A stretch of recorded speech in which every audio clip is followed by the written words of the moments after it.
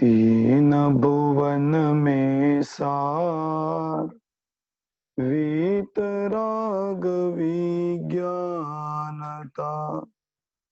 शिव स्वरूप शिव का समारिके।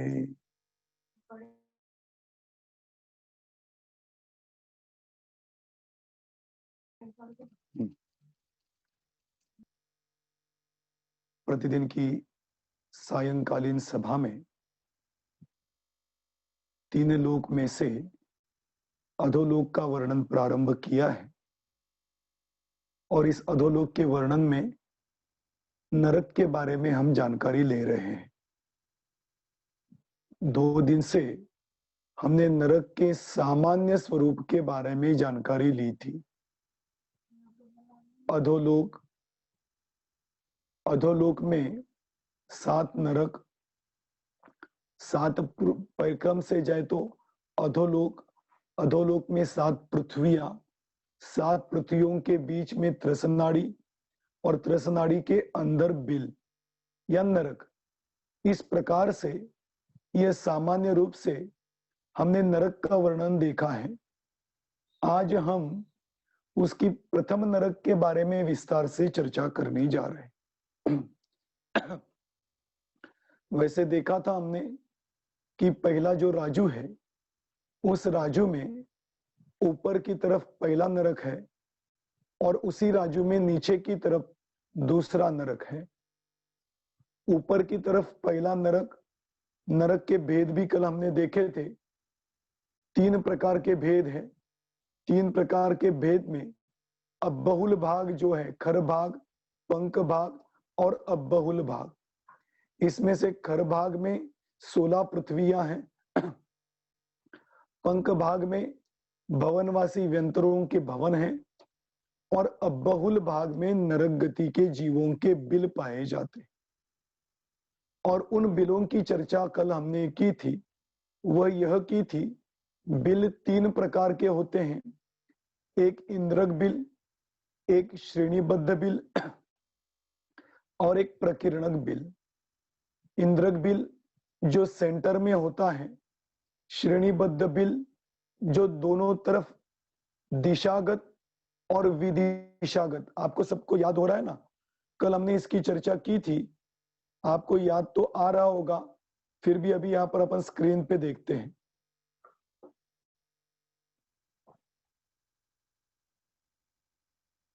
यह चर्चा कल हमने की थी कि यह बिल होते हैं, यह मुख्य इंद्रक बिल होता है। उसमें दिशागत 4 दिशा, पूर्व, पश्चिम, उत्तर और दक्षिण, यह श्रेणीबद्ध बिल कहलाते हैं। और विदिशाओं में भी श्रेणीबद्ध बिल होते हैं। और इन श्रेणीबद्ध बिलों के बीच में ये प्रकीर्णक बिल जो पुष्प की तरह फैले हुए होते हैं। इस प्रकार से इनकी सामान्य जानकारी कल हमने ली थी। उसमें देखा था ये इंद्रक बिल संख्यात योजन विस्तार वाला होता है, श्रेणीबद्ध बिल असंख्यात योजन विस्तार वाले होते हैं और प्रकीर्णक बिल संख्यात और असंख्यात 2 प्रकार के होते हैं। इस प्रकार से इन बिलों के नरकों में होने वाले बिलों की चर्चा हमने की थी। वास्तव में यह बिल ही नरक है, बाकी तो सब पृथ्वी कहलाती है। आया समझ में? क्यों ऐसा है, इसके बारे में अपन थोड़ी और अधिक जानकारी लेते हैं। आपके सामने यह स्क्रीन आ गया।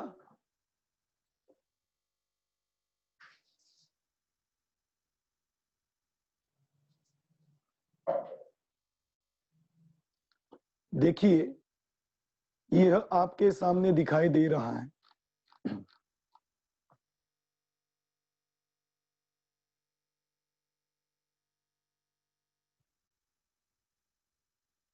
ये आपको दिखाई दे रहा है। यह है रत्न प्रभा पृथ्वी के अंदर होने वाले बिल। मैं आज यही बताना चाहता था बिल मतलब क्या होता है? स्वर्ग में भी इसी प्रकार की विमानों की व्यवस्था है और नरकों में भी इसी प्रकार की व्यवस्था है। लेकिन स्वर्गों के विमानों में और नरकों के बिलों में फर्क क्या है? वहां पर भी श्रेणीबद्ध विमान होते हैं, वहां भी प्रकीर्णक विमान होते हैं, वहां भी इंद्रक विमान होते हैं, और नरकों में भी इंद्रक बिल होते हैं, श्रेणीबद्ध बिल होते हैं, प्रकीर्णक बिल होते हैं। तो दोनों में क्या अंतर है? जो विमान होते हैं वह खाली जगह होते हैं, उसके आगे पीछे कुछ भी नहीं होता, पूरा आकाश द्रव्य होता है और उसके बीच में विमान होता है।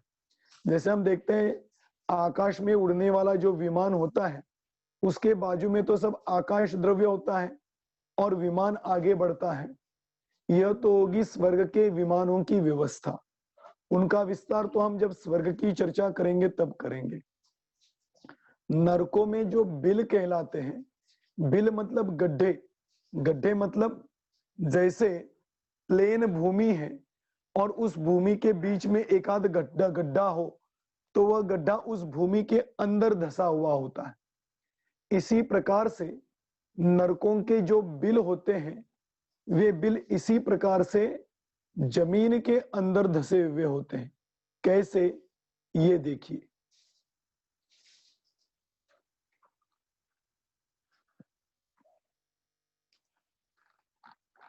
ये पूरी रत्न प्रभा पृथ्वी, इस रत्न प्रभा पृथ्वी में बीच में यह इंद्रक बिल होता है। ये ऐसा जमीन के अंदर होता है और ये हो गया इसका मुख। इस प्रकार से ये इंद्रक बिल कहलाता है। जैसे इंद्रक बिल जमीन के अंदर धसा है उसी प्रकार से ये श्रेणीबद्ध बिल भी इसी प्रकार से जमीन के अंदर होते हैं और इस बिल को चारों तरफ से भूमि में घेरा हुआ है। मतलब उस नरक के बिल के चारों ओर पूरी भूमि है और उसके बीच में ये बिल है और ये हो गए श्रेणीबद्ध बिल।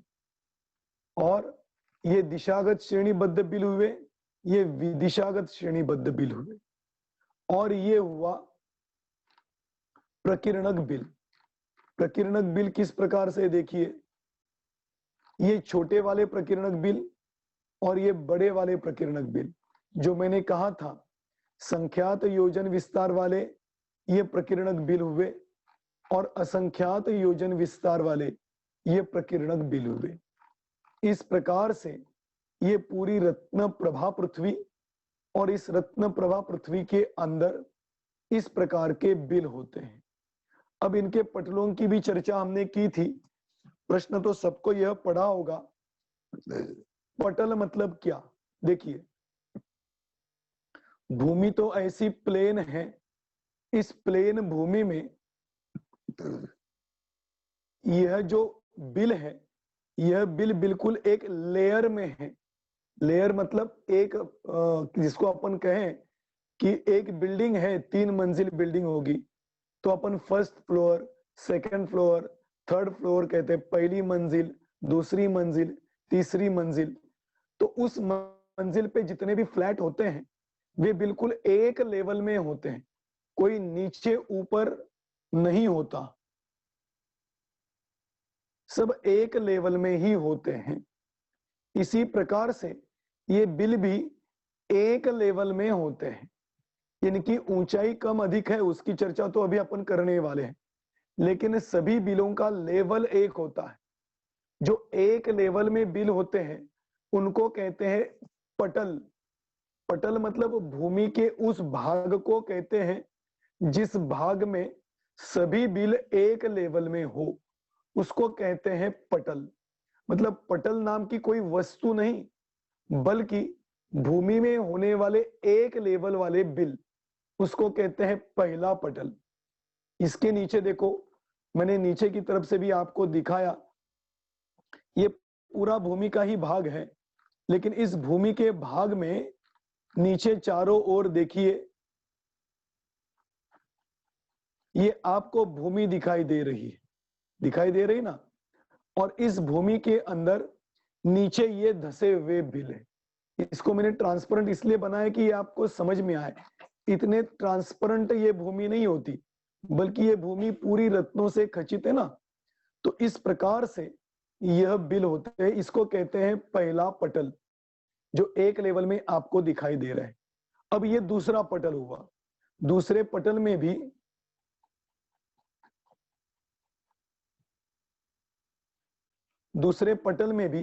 ये हो गया इंद्रक बिल और ये हो गए श्रेणीबद्ध बिल, ठीक है। और ये जो दूसरे पटल में श्रेणीबद्ध बिल है ना, इनकी भी एक लेयर है। जैसे ऊपर एक लेयर दिखाई दे रही है, वैसे ही नीचे के भी बिलों की एक लेयर दिखाई देगी आपको। ये देखिए, ये नीचे वाले बिलों की लेयर मतलब एक लाइन में है। एक लाइन में होना, इस सब को मिलके जो आकार बनता है उसको कहते हैं पटल। ऊपर वालों को मिलके जो आकार बना वह हुआ पटल। मतलब भूमि के भाग को पटल एक्चुअली नहीं कहते, बल्कि इन बिलों का जो एक क्रम में लेयर है, भले ही बिखरे हुए हो। ये देखो, ये बिखरे हुए बिल है ना,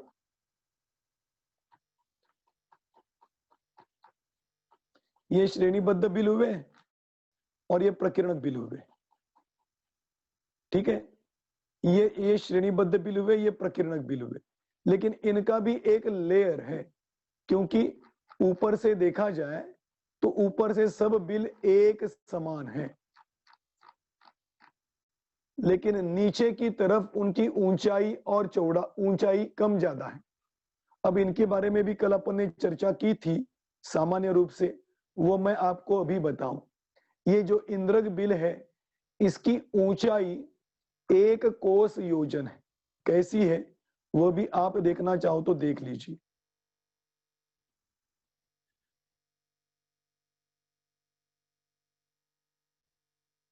देखिए, ये आपको दिखाई दे रहा है, यह इंद्रक बिल है। इंद्रक बिल की ऊंचाई 1 क्रोस होती है, और इस 1 कोस में ही प्रथम नरक के जितने भी, जैसे ये इंद्रक बिल है, तो इंद्रक बिल में जितनी भी वेदनाएं नारकियों को मिलती है वो यहां पर मिलती है। अब इसकी चर्चा भी करने वाले हैं, यहां पर खुला ही है तो मैं ये बता दूं कि जो प्रथम पृथ्वी का प्रथम इंद्रक बिल है, प्रथम पृथ्वी का मतलब रत्न प्रभा पृथ्वी, उसमें 13 पटल, 13 पटल में से पहला पटल, पहले पटल में से पहला इंद्रक बिल जो सेंटर में है, वह इंद्रक बिल 45 लाख योजन का होता है। समझना, इसकी चौड़ाई 45 लाख योजन होती है और ऊंचाई 1 कोस योजन होती है, ठीक है। इस प्रकार से यह इंद्रक बिल है, और इस इंद्रक बिल में जितने भी नारकी वेदना भोगते हैं वो इसी बिल में भोगते हैं। ये दिखाई देने में तो इतना सा दिखाई दे रहा है, लेकिन आप सोचो 45 लाख योजन किसे कहते हैं? 45 लाख योजन दिखने में तो, समझने में तो 45 लाख योजन बिल्कुल सादा दिखाई देता है, लेकिन वास्तव में 45 लाख योजन बहुत बड़ा प्रमाण है। बहुत बड़ा प्रमाण इसलिए बोल रहा हूं क्योंकि आपने पहले भी सुना है,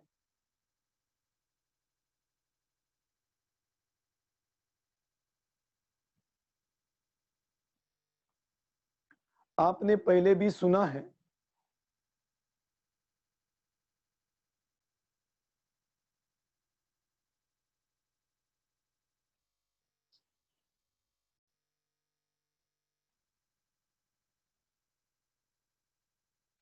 देखिए आपके सामने दिखाई दे रहा है।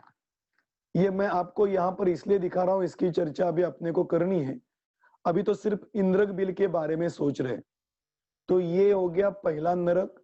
पहले नरक में 13 पटल, और 13 पटलों में पहला जो पटल है जिसको हमने इंद्रक बिल कहा था, वो है 45 लाख योजन।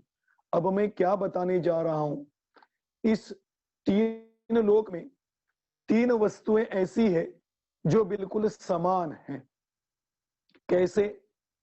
ये पहले नरक में पहले पटल में होने वाला इंद्रक बिल, मध्यलोक में होने वाला प्रथम द्वीप जम्बू द्वीप और ऊपर होने वाली सिद्धशिला, इन तीनों का प्रमाण एक ही है, 45 लाख योजन। जम्बू द्वीप नहीं, ये गलत हुआ, ये समझना। ढाई द्वीप, जो मध्यलोक में ढाई द्वीप है, जिस ढाई द्वीप से जीव निर्वाण को प्राप्त होते हैं, पहला जम्बू द्वीप, दूसरा धातकी खंड द्वीप और तीसरा पुष्कर अर्ध द्वीप, इनको कहते हैं ढाई द्वीप। इन ढाई द्वीप से जितने भी जीव मोक्ष में चले जाते हैं, क्योंकि इसके बाहर से कोई भी जीव निर्वाण को प्राप्त नहीं हो सकता, ऐसा जो ढाई द्वीप है, यह ढाई द्वीप 45 लाख योजन वाला है। उसके बाद ऊपर यहाँ पर 8वीं पृथ्वी में जो सिद्धशिला है, वह सिद्धशिला भी 45 लाख योजन की है, क्योंकि जितने भी जीव ढाई द्वीप में से मोक्ष चले जाएंगे, यह बात पक्की होती है, जहां से वह जीव निर्वाण को प्राप्त होता है, वहीं पर ऊर्ध्वलोक में जाके विराजमान होता है।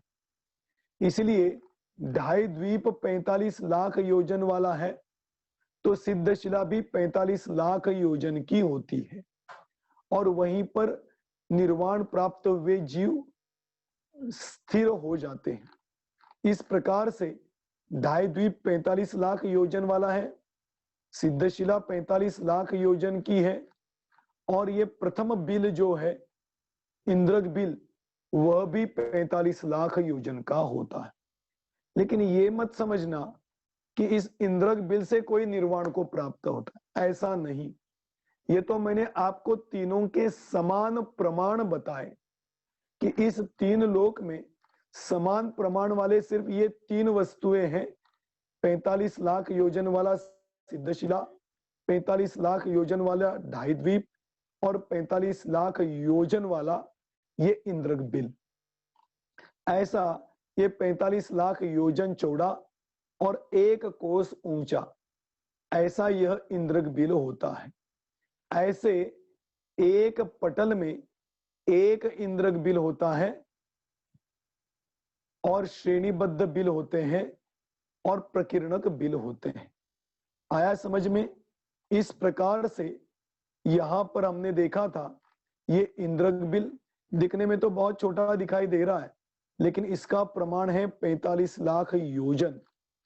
अब सोचना, यदि इंद्रक बिल 45 लाख योजन है और इसका प्रमाण संख्यात योजन इतना है, और ये श्रेणीबद्ध बिल तो असंख्यात योजन विस्तार वाले, तो सोचना इससे ये कितने बड़े होंगे। ऐसे ये श्रेणीबद्ध बिल होते हैं। आया समझ में? और इसी प्रकार से ये प्रकीर्णक बिल भी होते हैं। ऐसे श्रेणीबद्ध बिल, इंद्रक बिल, श्रेणीबद्ध बिल और प्रकीर्णक बिल। बिल क्यों कहते हैं समझ में आया ना? जमीन के अंदर धसे हुए गड्ढे जैसे होते हैं, इसलिए इनको बिल कहते हैं। ऐसे ये प्रथम नरक के नहीं, जितने भी नरकों में बिल है, भले ही वो इंद्रक बिल हो, श्रेणीबद्ध बिल हो या प्रकीर्णक बिल हो, वो सभी के सभी बिल इसी प्रकार से जमीन में धसे हुए हैं। अब इसमें से अपन चर्चा कर रहे हैं वह पहले नरक के बारे में। पहले नरक के बारे में क्यों पहले नरक के बारे में चर्चा कर रहे हैं? क्योंकि पहले नरक में 13 पटलों की चर्चा सामान्य रूप से कल हमने की थी। अब उसके एक एक पटलों की चर्चा यहां पर अपन करने जा रहे हैं। देखिए, आपके सामने दिखाई दे रहा है, यह 2 पटल दिखाई दे रहे हैं। इसका हेडिंग भी मैंने यहां पर दिया हुआ है।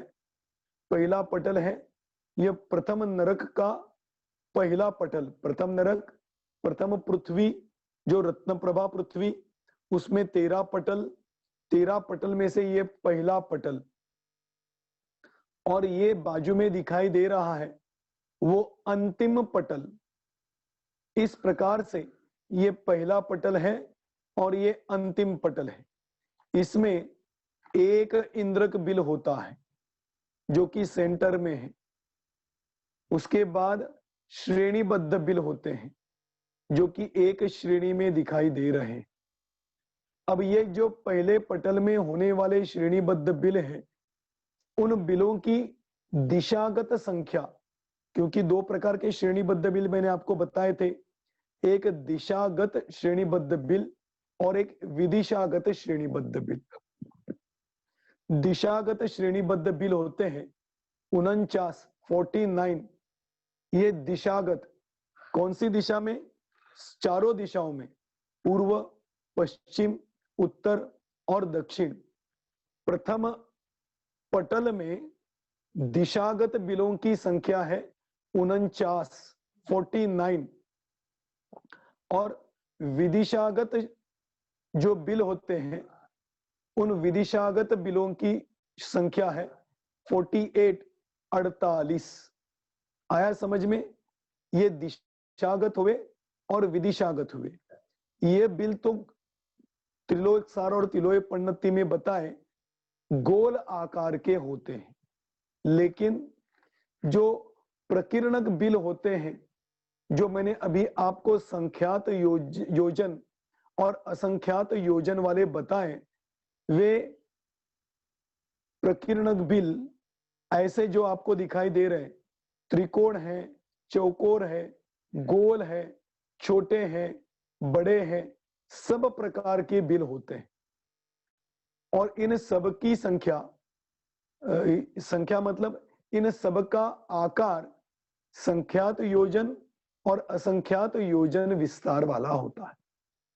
देखिए, ये मैं यहां पर इसलिए बताने जा रहा हूं विशेष रूप से, ये पहले नरक की बात नहीं, सभी नरक के प्रकीर्णक बिल ऐसे त्रिकोण, चौकोर, गोल, ये अलग अलग आकार के होते हैं, लेकिन इंद्रक बिल और श्रेणीबद्ध बिल गोल आकार के होते हैं।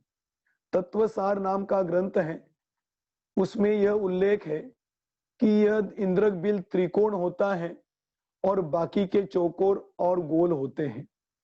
खैर ठीक है, लेकिन अभी यहाँ पर अपन चर्चा कर रहे हैं वह त्रिलोक सार और तिलोय पन्नति के आधार से कर रहे हैं, इसलिए उसकी अपेक्षा से मैं यहाँ पर बताने जा रहा हूं कि श्रेणीबद्ध बिल भी गोल आकार के हैं, इंद्रक बिल भी गोल आकार का है और प्रकीर्णक बिल चौकोर, त्रिकोण और गोल आकार के होते हैं। इसमें दिशागत श्रेणीबद्ध बिल 49 अर्थात 49 होते हैं, विदिशागत बिल 48 होते हैं और अंतिम पटल की बात कर रहा हूं, क्योंकि पहले नरक भूमि में जो 13 पटल है, इसमें से सबसे पहले पटल में जो मैंने अभी प्रमाण बताया 48 और 49 श्रेणीबद्ध बिलों की चर्चा, और अंतिम पटल की बात करें 13वां पटल, तो उसमें एक इंद्रक बिल होता है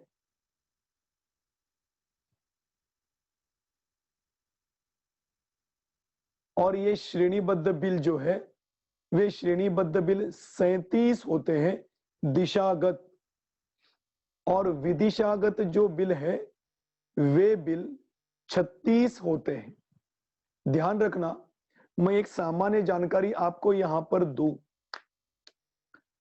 कि यदि सब नरकों के इंद्रक बिलों की संख्या देखी जाए, या सब नरकों के मतलब सब पृथ्वियों में होने वाले नरकों की चर्चा करें, पहली पृथ्वी से लेके 7वीं पृथ्वी तक, इनमें से नरकों की अर्थात पटलों की चर्चा करें तो 49 पटल होते हैं। इसी प्रकार से यह श्रेणीबद्ध बिल पहले नरक में पहले पटल में 49 होते हैं और विदिशा में 48 होते हैं। ये मैं आपको दो बार इसलिए बता रहा हूं क्योंकि कल अपन जब अंतिम नरक में होने वाले पटल की चर्चा करेंगे तो इसका गणित आपको बैठ जाएगा। इसलिए मैं आपको बता रहा था कि पहली पृथ्वी का जो पहला पटल है उसमें जो श्रेणीबद्ध बिल है वह 49 है और विदिशागत श्रेणीबद्ध बिल है वह 48 है, और उसी पहले पृथ्वी के 13वें पटल में श्रेणीबद्ध बिल है 37 और विदिशागत श्रेणीबद्ध बिल होते हैं 36। यह दोनों में अंतर होता है। इसमें से प्रकीर्णक बिलों की संख्या भी आती है, जिसकी चर्चा अपन बाद में करने वाले हैं। इस प्रकार से यह प्रथम नरक के श्रेणीबद्ध बिल और इंद्रक बिल की हमने यहां पर चर्चा की। पहले पटल में श्रेणीबद्ध बिलों को यदि जोड़ दिया जाए तो 388 इतने श्रेणीबद्ध बिल होते हैं और प्लस एक इंद्रक बिल। और 13वें पटल में होने वाले श्रेणीबद्ध बिलों की चर्चा करें तो 292 श्रेणीबद्ध बिल होते हैं और एक इंद्रक बिल। इस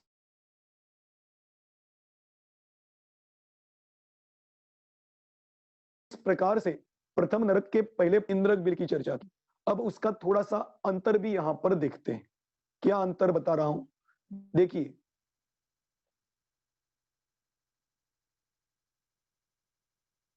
ये आपको दिखाई दे रहे हैं, ये इंद्रक बिल, लेकिन ये इंद्रक बिल मत समझना, ये संख्यात योजन विस्तार वाले बिलों की चर्चा है। एक संख्यात योजन बिल से दूसरा संख्यात योजन वाला बिल लंबाई में 1.5 योजन है। मतलब एक बिल से दूसरा बिल 1.5 योजन लंबा है। ये कम से कम हो गया। और अधिक से अधिक देखे तो एक संख्यात योजन विस्तार वाले बिल से दूसरा संख्यात योजन वाला विस्तार वाला बिल 3 योजन लंबा होता है। मतलब इसकी चर्चा तो अपन प्रकीर्णक के साथ आराम से जोड़ सकते हैं, क्योंकि हर पटल में इंद्रक बिल तो एक ही है, तो उसके अंदर तो नाप निकाला नहीं जा सकता। लेकिन प्रकीर्णक बिल संख्यात योजन विस्तार वाले भी है और असंख्यात योजन विस्तार वाले भी है। तो प्रकीर्णक बिलों में संख्यात योजन विस्तार वाले जो 2 बिल है, उनके बीच का अंतर 1.5 योजन कम से कम होगा और अधिक से अधिक 3 योजन विस्तार वाला होगा। और इस इंद्रक बिल की अभी अपन ने जो चर्चा की थी, इंद्रक बिल की ऊंचाई, इंद्रक बिल कहने की बजाय मैं ये कहूं कि संख्यात योजन विस्तार वाला जो इंद्रक बिल है, उसकी ऊंचाई 1 कोस योजन इतनी होती है।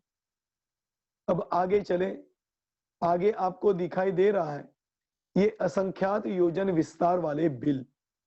इन असंख्यात योजन विस्तार वाले बिलों का कम से कम अंतर होता है 7000 योजन और अधिक से अधिक अंतर होता है असंख्यात योजन। आया समझ में? ये कौन से बिल की चर्चा है? संख्यात योजन विस्तार वाला बिल। ये 2 बिलों के बीच में कम से कम 7000 योजन, अधिक से अधिक असंख्यात योजन, इतना अंतर होता है।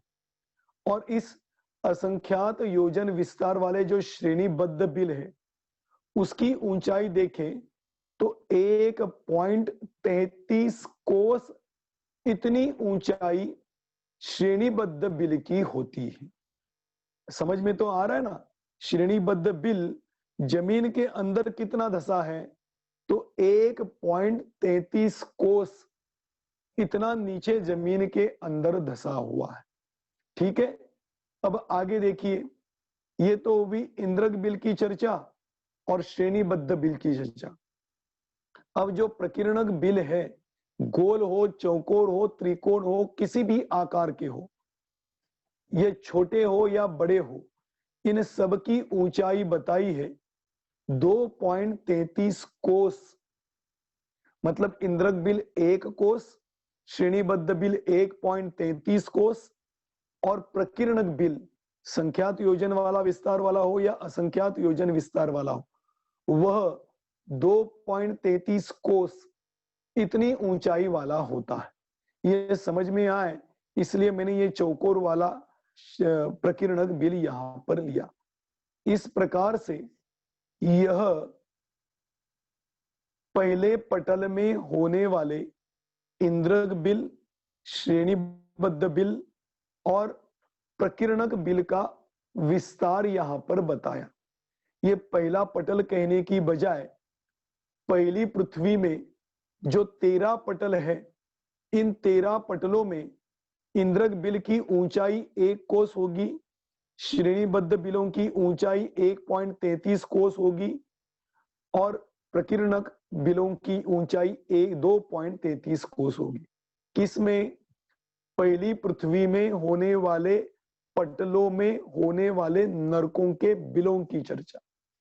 दूसरे पृथ्वी की चर्चा मैं अभी नहीं कर रहा हूं, क्योंकि आज अपने को सिर्फ पहले पृथ्वी के बारे में विस्तार देखना था। इस प्रकार से यह पहले पृथ्वी के बारे में अपन चर्चा कर रहे हैं। आया समझ में? इस प्रकार से यह पहले पृथ्वी के बारे में इतना देखा। अभी और एक जानकारी लेके अपन यहां पर रुकते हैं।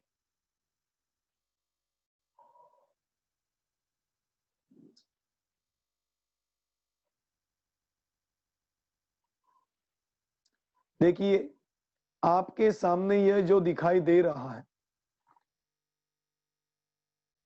ये पहली पृथ्वी में होने वाले नरक के श्रेणीबद्ध बिल और इंद्रक बिल का आकार है। कैसा आकार है? देखिए, ये आपको अभी इंद्रक बिल बड़ा दिखाई दे रहा है और श्रेणीबद्ध बिल छोटे दिखाई दे रहे हैं, बल्कि इससे उल्टा है। लेकिन यहां पर मैंने छोटा क्यों दिखाया? क्योंकि यहां पर मुझे आपको एक प्रमाण समझाना है, जो कि बड़ा निकाल के मैं समझा नहीं सकता, इसलिए यहां पर छोटा निकाला है। लेकिन छोटे हो तो आप ऐसा मत समझना, बल्कि इंद्रक बिल से श्रेणीबद्ध बिल बड़े ही होते हैं। तो देखिए, ये जो 13 पटल है, 1 2 3 4 5 6 7 8 9 10 11 12 और ये 13, ऐसे पहली पृथ्वी में 13 पटल हैं। और इस 13 पटलों में पहली पृथ्वी में पहले पटल में होने वाले इंद्रक बिल का प्रमाण है 45 लाख योजन। ठीक है। अब इसके बाजू में श्रेणीबद्ध बिल है, इस तरफ भी श्रेणीबद्ध बिल है, इस तरफ भी श्रेणीबद्ध बिल है, ऊपर भी श्रेणीबद्ध बिल है, नीचे भी श्रेणीबद्ध बिल है और विदिशाओं में भी श्रेणीबद्ध बिल है। लेकिन मैंने इसलिए नहीं निकाला क्योंकि अधिक श्रेणीबद्ध बिल होते हैं तो समझने में बड़ी गड़बड़ी होती। लेकिन ये सब जगह यहां पर सब प्रकीर्णक वगैरह बिल होंगे, लेकिन अभी अपने को श्रेणीबद्ध बिलों की चर्चा करनी है, इसलिए मैंने ये आपको निकाल कर दिखाया। देखिए, ये पहले पृथ्वी के 13 पटलों की चर्चा है। इसमें से पहले पटल में श्रेणीबद्ध बिल कितने हैं? 49, 49 इतने श्रेणीबद्ध बिल एक दिशा में। इस दिशा में भी श्रेणीबद्ध बिल कितने हैं? 49। इस दिशा में भी श्रेणीबद्ध बिल कितने हैं? 49। और इस दिशा में भी श्रेणीबद्ध बिल कितने हैं? 49। ठीक है, ये तो पहले पटल की चर्चा है। इसमें विदिशाओं में जो श्रेणीबद्ध बिल है उनकी चर्चा, उनकी संख्या कितनी है? 48। तो इस तरफ भी 48 होगी, इस तरफ भी 48 होगी, इस तरफ भी 48 होगी और इस तरफ भी 48 होगी। ठीक है, ये आपको समझ में आया होगा। अब पहले पटल से जब दूसरे पटल की ओर बढ़ते हैं तो ये इंद्रक बिल भी छोटा होता है। और मेन बात यहां पर समझने की है, श्रेणीबद्ध बिल में से एक बिल कम हो जाता है। क्या कहा? समझना, पहले पटल में 49, 49 श्रेणीबद्ध बिल थे। जब दूसरे पटल पर पहुंचते हैं तो एक बिल घट जाता है श्रेणीबद्ध बिलों में।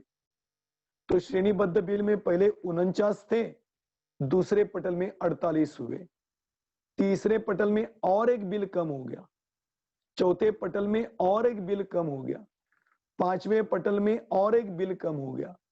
ऐसे एक एक बिल घटते हुए 13वें पटल में जो हमने अभी देखा था ना, कितने बिल थे याद है?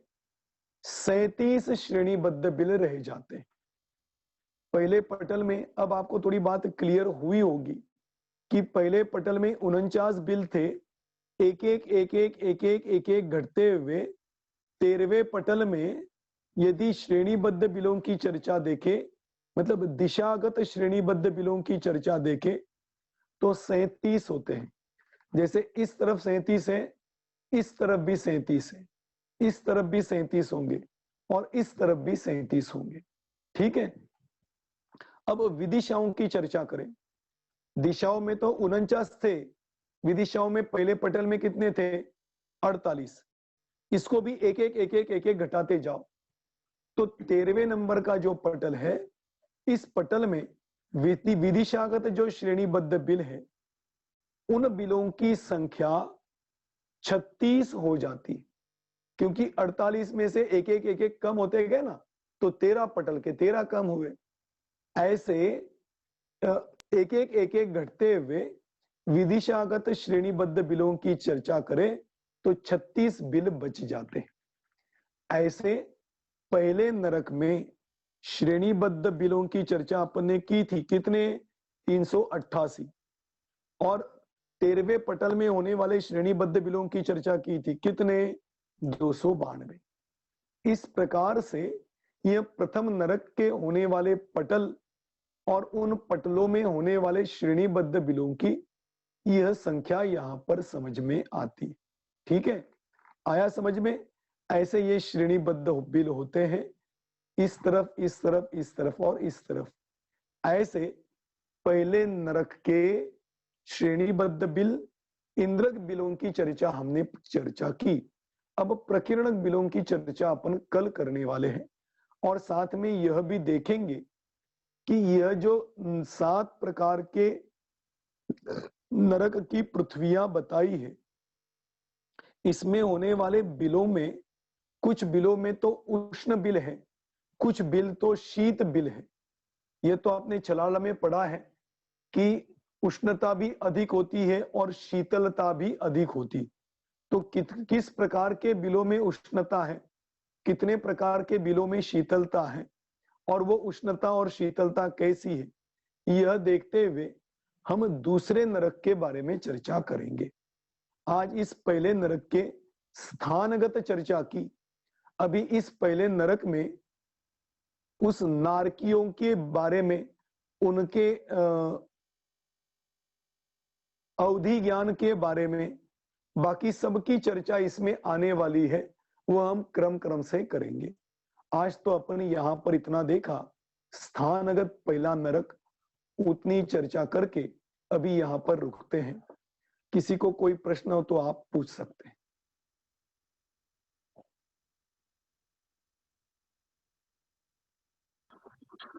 हाँ पूछिए मीनू जी। जय जिनेन्द्र पंडित जी। जय जिनेन्द्र। ये ढाई द्वीप के नीचे ही पहला इंद्रक बिल है, मतलब नीचे ही? ढाई द्वीप के नीचे पहला इंद्रक बिल, हाँ ठीक है, मतलब वही पोजीशन वहीं पर है। हाँ, सब ये बिल का सेंटर, नंतर सुदर्शन मेरु पर्वत का सेंटर और आगे सिद्धशिला का सेंटर यदि निकालेंगे तो एक ही होगा, उसमें कुछ आगे पीछे नहीं, ये सभी एक सेंटर में ही है। ठीक है, हाँ जी। हाँ चलिए अगला किसका प्रश्न है? जय जिनेन्द्र पंडित जी। जय जिनेन्द्र। ये आपने जो बताए हैं कि मतलब 3 भाग बताए हैं पहले नरक के, खर भाग, पंख भाग और अब्बुल भाग। बराबर जी, तो ये 13 पटल कौन से भाग में होते हैं? ये 13 पटल अबहुल भाग में होते हैं। देखिए कल मैंने इसका आपको विस्तार से बताया था कि खर भाग में और पंख भाग में नारकियों के बिल तो है ही नहीं, तो नारकियों के बिल किसमें? हाँ। तीसरे भाग में, अबहुल भाग में। अब्बुल भाग में, हाँ ठीक है ना। हाँ अगला किसका प्रश्न है? हाँ, और खर भाग पंख भाग में तो मैंने बताया ना, खर भाग में भवनवासी देवों के भवन हैं और भी कई विशेषताएं मैंने कल बताई थी, और पंख भाग में भवनवासी और व्यंतरों के भवन हैं। खर भाग में भी दूसरी पृथ्वी में व्यंतरों के भवन है, और तीसरी पृथ्वी, तीसरा मतलब जो 16 जी भाग किए थे खर भाग के, तो पहले भाग में तो द्वीप जी और समुद्रों की सब नींव उसमें है, और हाँ हाँ हाँ दूसरी जो उसमें पृथ्वी कहलाती है हाँ हाँ उसमें व्यंतरों के भवन है, और जी तीसरे से लेके आगे भवनवासी देवों के भवन है। जी जी जी इसी प्रकार भाग में भी भवनवासी जी देवों के और व्यंतरों के भवन है। किस प्रकार से है उसकी चर्चा अपन उन देवों की चर्चा करेंगे तब करेंगे। जी अभी एक तो प्रश्न तीसरे भाग एक हाँ जी चर्चा एक कर रहे प्रश्न और मेरा। हैं। हाँ, पंडित जी, ये निगोदिया जीव जमी कंद में कौन से निगोदिया पाए जाते हैं? जमी कंद में तो इतर निगोदिया जीव पाए जाएंगे। इतर निगोदिया। और कल कल पृथ्वी में नित्य निगोदिया। नित्य निगोदिया जीव रहते हैं, वो भी सूक्ष्म रहते हैं, बादर नहीं, क्योंकि बादर जी रहने के लिए पृथ्वी जय किसी न किसी का जिनेन्द्र। आधार चाहिए। सूक्ष्म। हाँ ठीक है, हाँ चलिए आगे किसका प्रश्न है, पूछिए। हाँ पूछिए अनिता जी। जय जिनेन्द्र भैया जी। जय जिनेन्द्र। ये अपन जो पहले नरक की चर्चा कर रहे हैं, तो ये तो एक सॉलिड पृथ्वी कहलाई ना? बिल्कुल सही है। अच्छा, अब इसमें आप जो पटल बोल रहे हैं 13, तो ये पटल भी सॉलिड ही होंगे? पटल देखिए, मैंने अभी इसीलिए आपको बताया था शुरुआत में कि पटल मतलब आप भूमि का भाग मत पकड़ना, क्योंकि पटलों में इंद्रक बिलों की और श्रेणीबद्ध बिलों की और प्रकीर्णक बिलों की चर्चा आती है।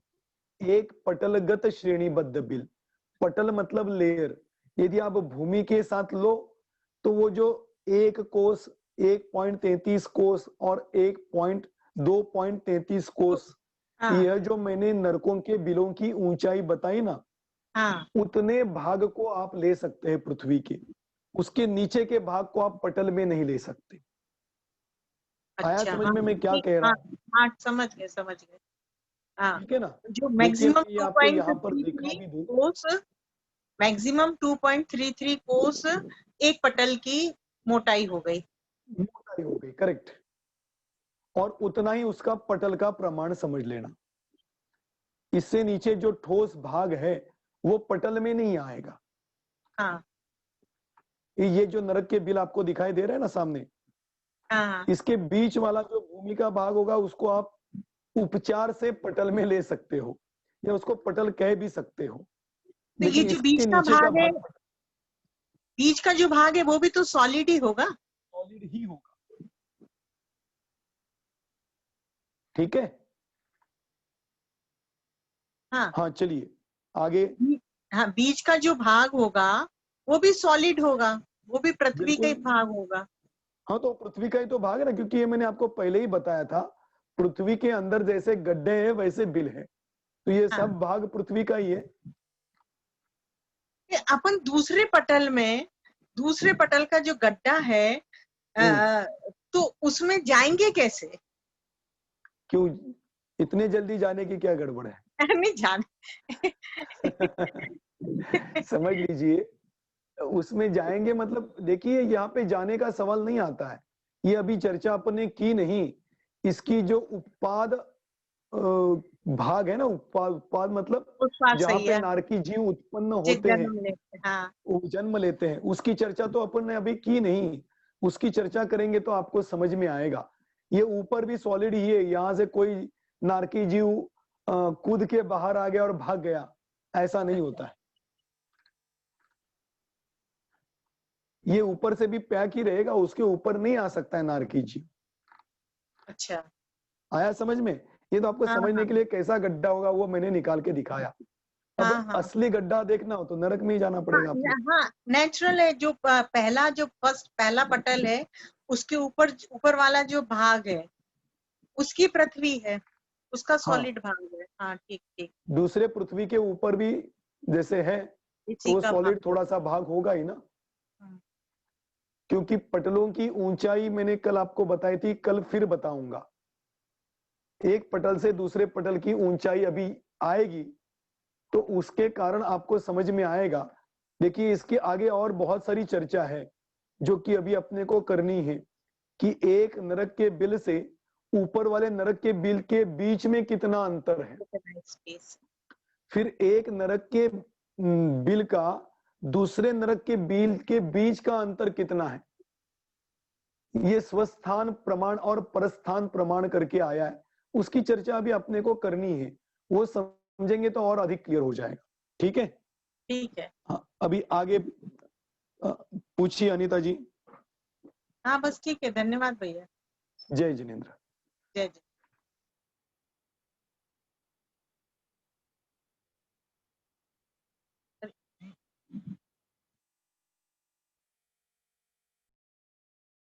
भाई साहब आप म्यूट हो गए हैं।